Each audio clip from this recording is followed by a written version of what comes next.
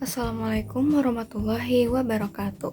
Halo teman-teman semua, perkenalkan kami dari kelompok 3 kelas 12-8 yang beranggotakan saya, Naifatul Kamilati Mumtaz, sebagai ketua dan teman-teman saya. Perkenalkan, nama saya Afina Nurul Rafifah dari Presensi 1. Perkenalkan, nama saya Rasya Putra dari kelas 12-8, absen 21. Perkenalkan, saya Suci Ayu Pramudianti, presensi 25. Perkenalkan, saya Syahira Rahmanini dari absen 28. Baik, pada kesempatan kali ini, kami akan memaparkan hasil literasi kami mengenai jurnal yang berjudul Review Analisis Kualitatif dan Kuantitatif Hidroquinone dalam Sediaan Kosmetik oleh Suharyani dan kawan-kawan tahun 2021. Untuk poin-poin yang akan dibahas, terdiri dari latar belakang, struktur molekul analat, hasil analisis, prosedur analisis, serta kesimpulan. Yang pertama, yaitu latar belakang. Latar belakang analisis ini difokuskan pada senyawa hidroquinone, yaitu senyawa organik turunan benzena yang sering digunakan sebagai bahan pencerah kulit karena kemampuannya dalam mengurangi produksi melanin.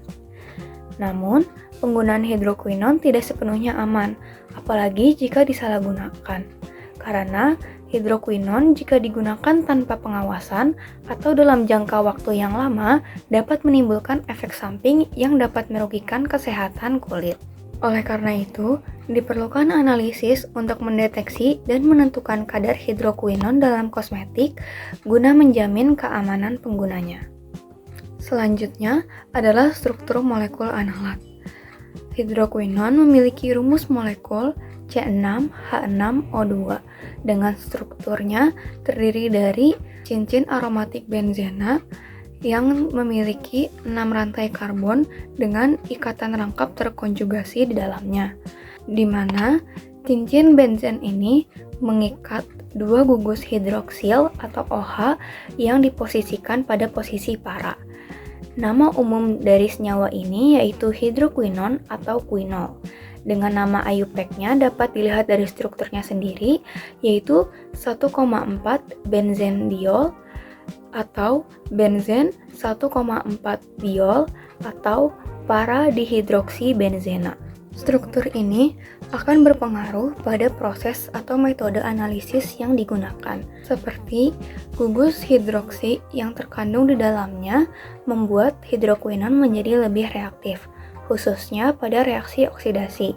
Lalu terdapat juga ikatan rangkap terkonjugasi yang berperan penting sebagai gugus kromofor dalam analisis menggunakan metode spektrofotometri UV vis. Adapun metode analisisnya dibagi menjadi dua. Yang pertama adalah spektrofotometer UV vis. Prinsip ini didasarkan pada penyerapan radiasi UV vis oleh gugus kromofom benzena pada struktur hidroquinone yang menyebabkan transisi elektron, sehingga nilai absorbansi yang diperoleh akan sebanding dengan konsentrasi larutan yang diukur sesuai dengan hukum Lambert-Beer. Pengukuran dilakukan pada panjang gelombang maksimum yaitu 293 nanometer.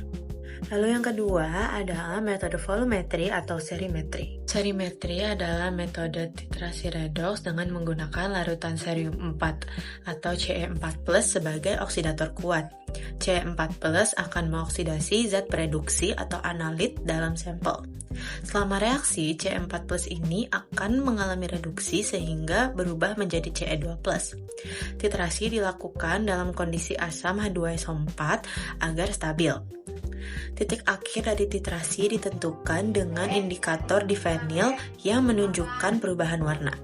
Prosedur analisisnya terdiri menjadi preparasi sampel dan pengukuran. Untuk pembuatan larutan sampel dibuat dengan menimbang 25 mg sampel krim secara teliti, lalu dimasukkan ke dalam labu ukur 50 ml.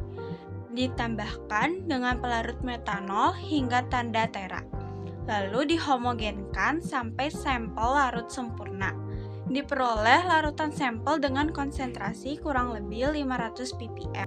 Untuk pembuatan larutan baku hidroquinone dibuat dengan menimbang 5 mg hidroquinone standar Lalu dilarutkan dalam metanol hingga volume 100 ml. Encerkan hingga diperoleh larutan 10 ppm.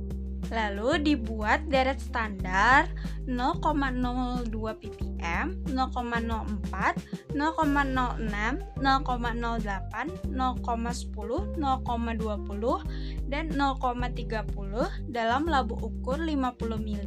Untuk pengukuran menggunakan spektrofotometri UV vis dilakukan dengan 3 tahap. Yang pertama adalah penentuan panjang gelombang maksimal. Caranya adalah dengan menyalakan spektrofotometer UV vis dan lakukan pemanasan alat. Kemudian, gunakan metanol sebagai belangko untuk kalibrasi. Ukur larutan standar pada rentang 200 sampai 400 nanometer. Tentukan panjang gelombang maksimum hidroquinon pada 293 nanometer.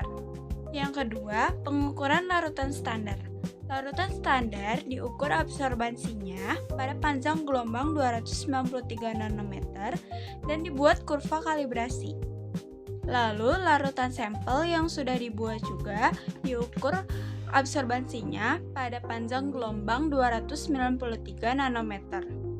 Kemudian, hitung kadar hidroquinon menggunakan persamaan regresi dari kurva kalibrasi. Di sini saya akan menjelaskan tentang prosedur preparasi metode volumetri atau serimetri, yaitu ada 2. Yang pertama ada penetapan kadar sampel dan pembakuan larutan standar.